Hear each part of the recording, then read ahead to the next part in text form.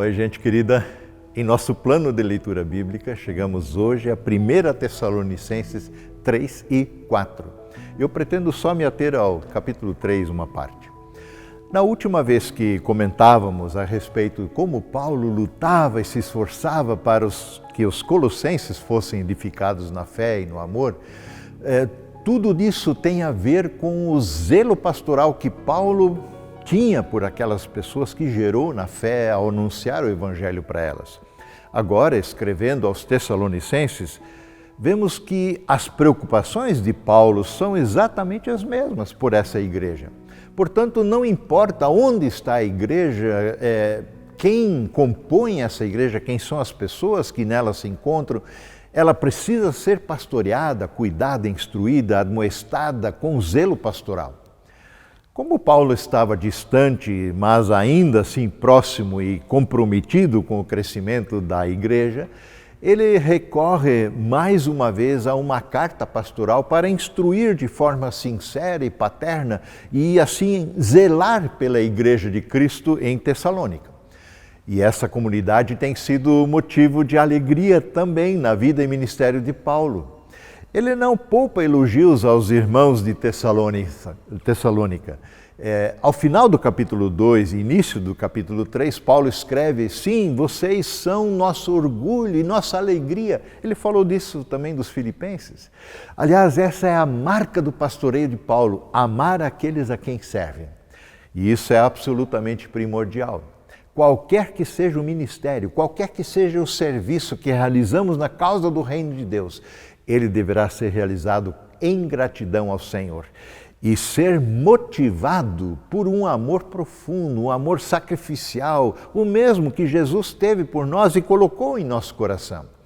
Vejam que Paulo fala desta relação de amor com os Tessalonicenses, ainda aqui no capítulo 2, verso 8, nós os amamos tanto que compartilhamos com vocês não apenas as boas novas de Deus, mas também a nossa própria vida. Paulo se colocou completamente à disposição das comunidades às quais ele servia. E fica claro que a motivação para um serviço assim abnegado era o amor.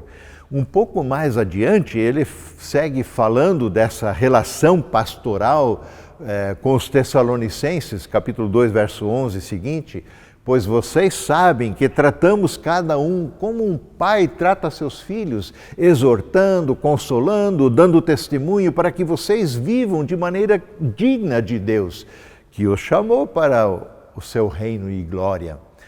Agora, depois de algum tempo privado de uma comunhão presencial com os Tessalonicenses, angustiado por saber como é que anda a igreja, como estavam indo na fé, Paulo decide ficar sozinho em Atenas e enviar aos Tessalonicenses seu fiel companheiro e jovem pastor Timóteo.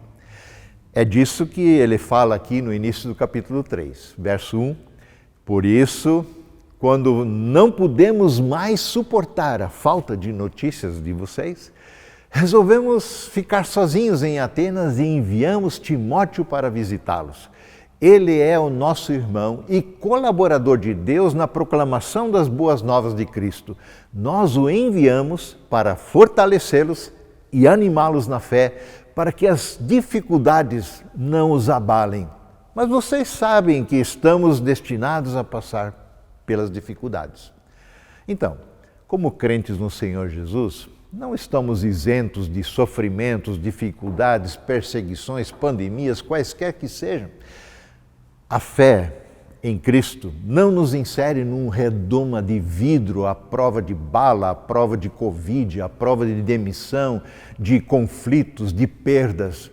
Na verdade, a fé em Cristo nos coloca muitas vezes em situações que são uma verdadeira prova de fé.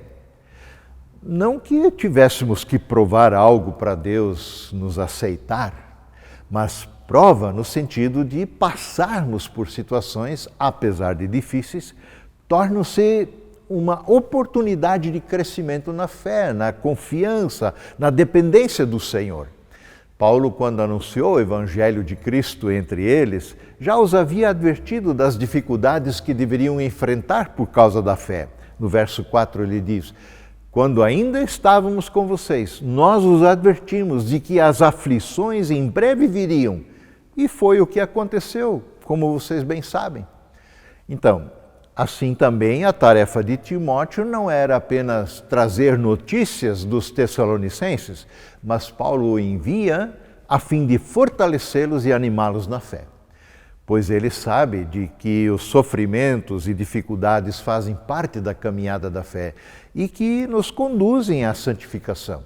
E Paulo fica muito alegre e grato com as notícias que Timóteo posteriormente trouxe dos tessalonicenses. E aí ele escreve, verso 6, agora, porém, Timóteo voltou trazendo boas notícias a respeito da sua fé e do seu amor.